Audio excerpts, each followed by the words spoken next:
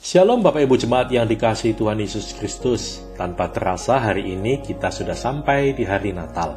Kiranya damai sejahtera Natal beserta kita semua.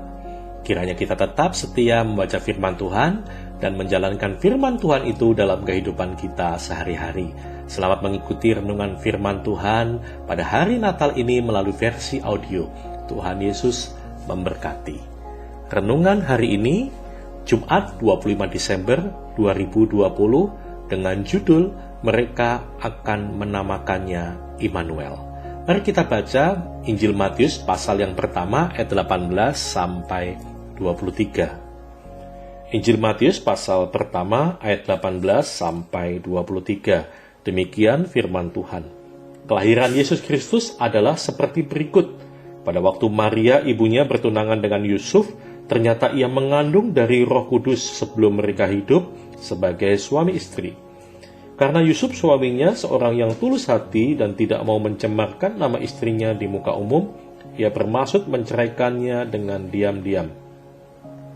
Tetapi ketika ia mempertimbangkan maksud itu, malaikat Tuhan nampak kepadanya dalam mimpi dan berkata, "Yusuf anak Daud, janganlah engkau takut mengambil Maria sebagai istrimu, sebab anak yang di dalam kandungannya adalah dari Roh Kudus.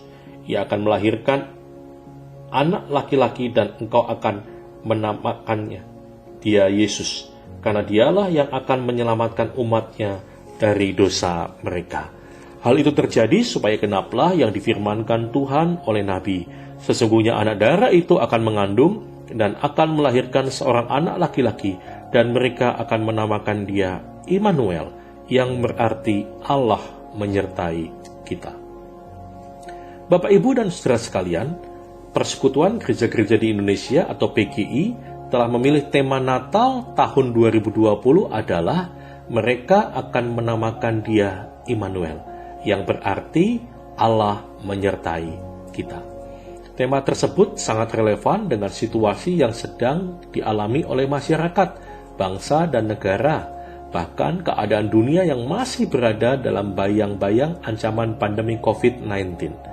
Kita tahu bersama sejak bulan Maret ketika pemerintah menetapkan Indonesia mengalami bencana non-alam karena wabah COVID-19, maka masyarakat dan bangsa kita mengalami krisis ekonomi dan sosial.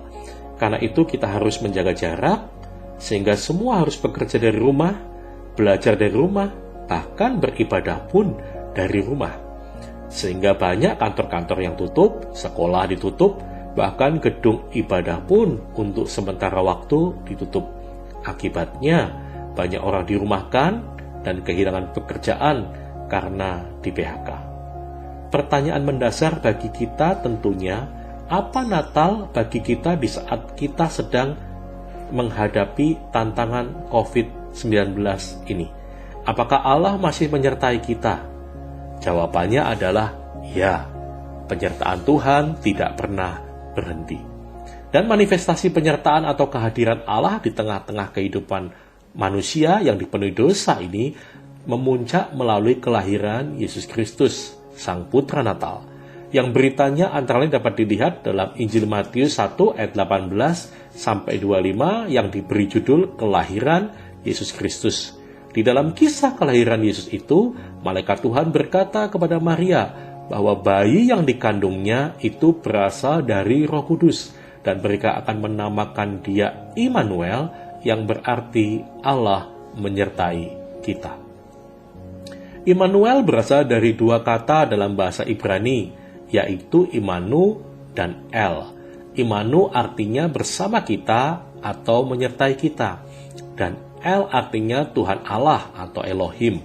Jadi Immanuel berarti Allah menyertai kita atau Allah beserta dengan kita. Ini merupakan wujud manifestasi dari kehadiran atau penyertaan Allah kepada umat manusia yang sudah jatuh ke dalam dosa. Dan kita tahu sejak zaman Adam dan Hawa, manusia berada dalam bayang-bayang penghukuman Allah. Tetapi Allah tidak mau manusia binasa, karena Allah datang menjumpai manusia dalam wujud kelahiran seorang bayi mungil di kota Bethlehem yang disebut Immanuel. Jadi merayakan Natal di masa pandemi COVID-19 ini melalui tema Natal tahun ini memberi pesan kepada kita bahwa di tengah kondisi dan situasi apapun, Allah tidak pernah meninggalkan kita.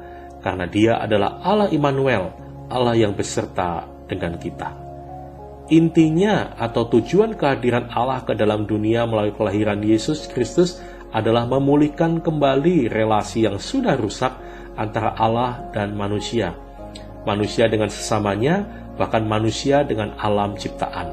Karya keselamatan Allah di dalam dan melalui Yesus Kristus bersifat holistik dan universal, mencakup seluruh umat manusia dan seluruh alam ciptaan Tuhan ini. Semua itu karena cinta kasih-Nya bagi kita, manusia dan dunia ini.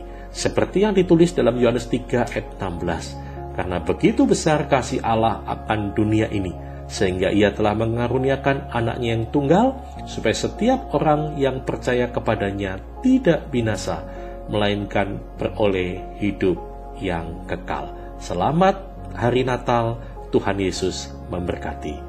Amin.